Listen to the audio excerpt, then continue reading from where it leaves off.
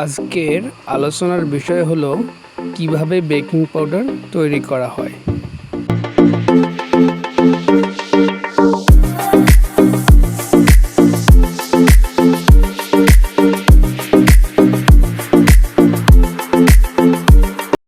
আসসালামু আলাইকুম, আমি সুমন। আমি আজকে দেখাবো বেকিং পাউডার কিভাবে তৈরি করতে হয়। তো বেকিং পাউডারের উপাদান সম্পর্কে আমি আগে ধারণা দিই যে বেকিং পাউডারে আমরা যে সমস্ত উপাদান ইউজ করি সেটা হলো এসএপিপি, সোডা, স্টার্চ এবং ময়দা।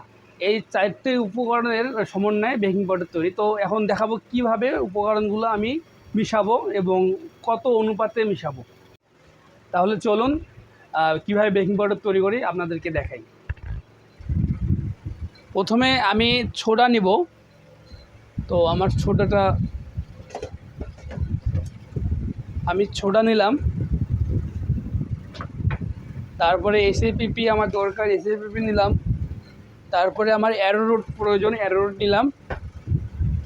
লাস্ট পর্যায়ে আমার দরকার ময়দার। তো ময়দাটা আমি নিচেই রাখছিলাম। এই চারটি উপকরণ আমি এখন একসঙ্গে সমন্বয় করে বেকিং পাউডার তৈরি করব। একটা বোল নিলাম।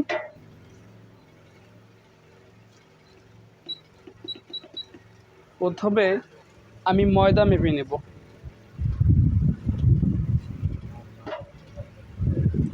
প্রথমে ময়দাটা নিব। আমি খুব অল্প পরিমাণে তৈরি করব আর কি, আপনাদের শুধু দেখানোর জন্যে। তো আমি ময়দা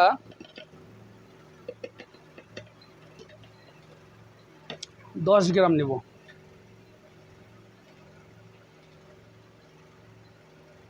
ময়দা 10 গ্রাম নিয়েছি।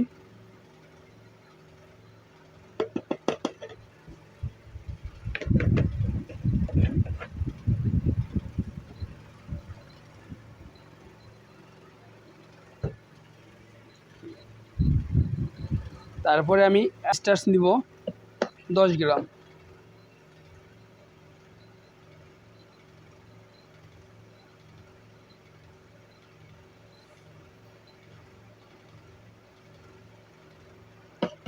স্টার্চ 10 গ্রাম নিলাম, ময়দা নিলাম, স্টার্চ নিলাম। এখন নেব আমি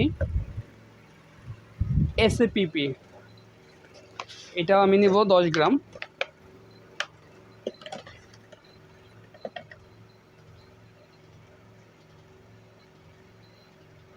এসএপিপি 10 গ্রাম নিলাম।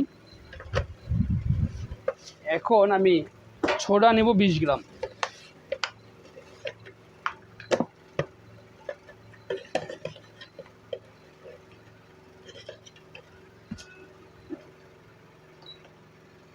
সোডা 20 গ্রাম নেব।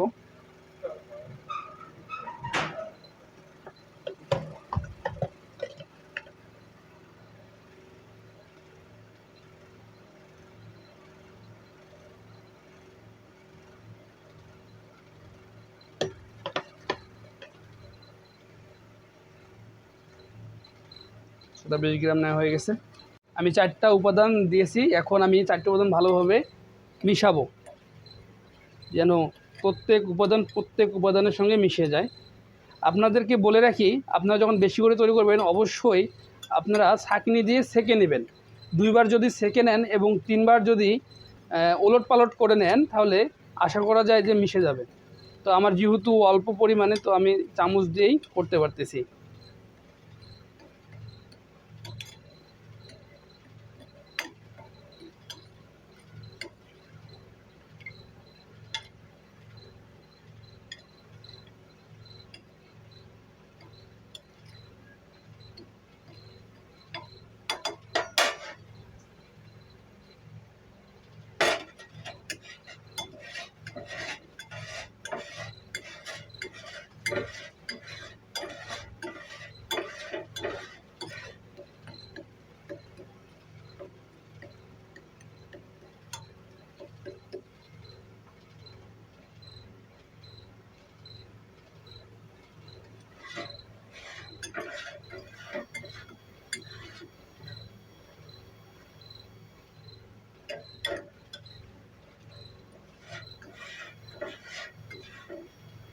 আমার মিশানো হয়ে গেছে।